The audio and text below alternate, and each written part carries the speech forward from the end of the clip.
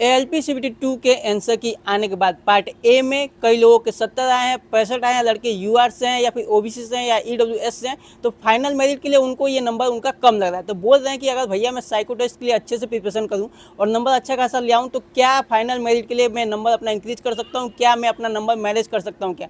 तो भाई मैं आपको बताऊँ, अगर साइको टेस्ट में आप अच्छे खासे मेहनत करते हो, नंबर आपके अच्छे खासे आते हैं, तो आप 1 से 2 नंबर इंक्रीज कर सकते हो। कुछ मामले में 3 नंबर भी इंक्रीज हो सकता है, पर कुछ मामले में 1 से 2 नंबर आपके घट भी सकते हैं। ठीक है, तो चलिए इस चीज़ को हम थोड़ा एक्सप्लेन करते हैं। ये मेरा साइको टेस्ट का स्कोर कार्ड है और ये एक मेरे मित्र का साइको टेस्ट का स्कोर कार्ड है। ठीक है, दोनों के आप नंबर देखेंगे आउट ऑफ 30 तो लगभग 22 नंबर ही आए हुए हैं ना। और टी स्कोर जो आता है आपका साइको टेस्ट में वो मैक्सिमम 24 नंबर ही आ सकता है। ठीक है, और यहाँ पे जो आउट ऑफ 30 दिया है वो ना डायरेक्ट जोड़ दिया जाता है। जैसे यहाँ पे आपका एएलपी का 52 का पार्ट ए का मैंने स्कोर कार्ड लिया है, 3 आदमी का, एक 65 लिया है, एक का 70 लिया है, मान लो एक का 80 लिया है। ठीक है, और इसके जो फाइनल मेरिट बनेंगे, आपका फाइनल मेरिट जो बनता है उसमें इसका 70% जोड़ा जाता है और इसका 30%, यानी कि ये जो आउट ऑफ 30 है ना, रेलवे खुद निकाल के देती है, इसको डायरेक्ट ही जोड़ दिया जाएगा। ठीक है, और यहाँ पे चलिए हम इस चीज़ को एक्सप्लेन करते हैं। सबसे पहले रहते हैं 70 का। ठीक है, 70 का 70% अगर आप निकालेंगे तो कितना होगा, इसका होता है 49। ठीक है, और टी स्कोर जो है ना भाई साहब 24 मैक्सिमम बनता है, पर हम लेकर चलेंगे 22 नंबर या तो आपके लेकर चलेंगे 23 नंबर। ठीक है, इतना ही लोग लेके आ पाते हैं। आप बहुत ही प्रैक्टिस करेंगे तो 22 या 23 नंबर तक ही जा पाएंगे। ठीक है, तो हम 22 और 23 नंबर ही लेंगे। और यहाँ पे अगर आप 22 नंबर जोड़ते हो तो कितना होता है, आपके स्कोर जो बनेंगे भाई साहब वो आपका बनेगा 71। ठीक है, तो यहाँ पे आप देख रहे हो आपने जो पार्ट ए में लेकर है, आपके जो है 1 नंबर यहाँ पे इंक्रीज हो गया। ठीक है, और यहीं पे अगर ये 23 नंबर होता है ना, टी स्कोर आपका 23 होता तो ये 72 होता, तो फिर आपने देखा कि यहाँ पे 2 नंबर आपके प्लस हो गए।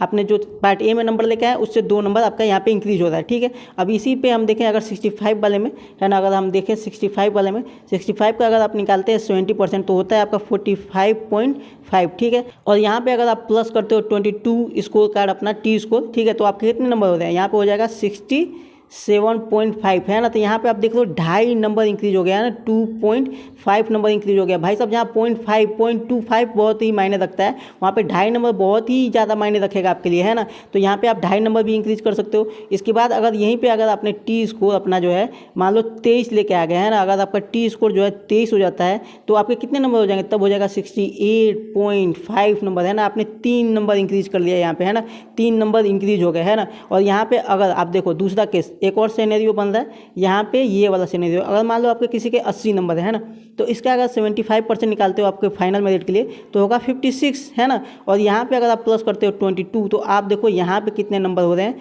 यहाँ पे इसके नंबर जो है घट जाएंगे। यहाँ पे आपके नंबर होंगे 78, है ना, 78 हो रहा, तो यहाँ पे 2 नंबर इसके घट गए। और यहीं पे अगर ये 23 नंबर लेकर आता अपना टी स्कोर तो फिर कितना होगा, तो फिर इसका होगा 79, है ना, 79 होगा। तो यहाँ पे देख रहे हो कि आप 1 नंबर घट गया, है ना। तो कुछ चीज़ों में आपके 2 नंबर घट रहे हैं, कहीं पे 1 नंबर घट रहा है, पर कुछ नंबर्स में आपके देख रहे हो कि, तो हमने देखा कि इसके केस में 1 से 2 नंबर जो है वो घट रहा है, पर इन दोनों के केस में भाई साहब 1 से 2 नंबर बढ़ रहे हैं। इसके केस में तो 3 नंबर भी बढ़ रहा है ना। तो कहीं पे आपके 3 नंबर जो है प्लस में हो सकते हैं, कहीं पे 1 से 2 नंबर आपके प्लस होंगे और कहीं पे आपके नंबर जो है वो माइनस में भी होंगे। पर अगर आप ध्यान से देखोगे तो ये चीज़ें आपके ना स्कोर पे डिपेंड करती है कि आपका स्कोर कितना है। मुझे लग रहा है कि अगर आपका स्कोर ज़्यादा है तो आपके स्कोर थोड़े घटने वाले हैं, और अगर आपका स्कोर थोड़ा कम पड़ रहा है, बीच में पड़ रहा है, तो फिर आपके स्कोर थोड़े से मैनेज होंगे, थोड़े से स्कोर बढ़ेंगे, है ना। अगर आप जो है टी स्कोर ज़्यादा लेके आते हो तो भाई साहब साइको टेस्ट के लिए अच्छे से प्रिपरेशन करिए, पूरा जान लगा दीजिए। आप 22 से 23 नंबर लाने की कोशिश करिए, इतने नंबर आ सकते हैं।